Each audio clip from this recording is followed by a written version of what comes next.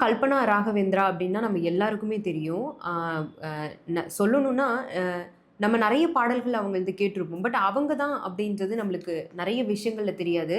ஆனா, நம்மள விட நம்ம வீட்ல இருக்க அம்மா, அப்பா கிட்டயோ, தாத்தா, பாட்டி கிட்டயோ கல்பனா ராகவேந்திரா யார் அப்படின்னு நீங்க கேட்டீங்கன்னா, கண்டிப்பா எல்லாருக்குமே தெரிஞ்சிருக்கும். ஏன் அப்படின்னு சொல்றேன்னா, அ அவங்க பாடின புது பாடல்கள தாண்டி, அ கிட்டத்தட்ட நம்ம கேட்கிற எல்லா பழைய பாடல்கள் இருக்குல்ல, நம்ம தாத்தா காலத்து பாடல்கள்லேருந்து எல்லா பாட்டையும் அவங்க மேடை கச்சேரிகள்ல அ பிரபலமா இருக்க ஜாம்பவான்கள் கூட பாடின காட்சிகள்லாம் நம்ம பார்த்துருப்போம்.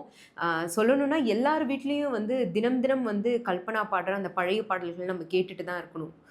அந்த அளவுக்கு வந்து ஆயிடுச்சு. ஏன்னா, அவங்க எல்லா பாடல்களையுமே பாடியிருக்காங்க. அவ்வளவு அழகா இருக்கும்.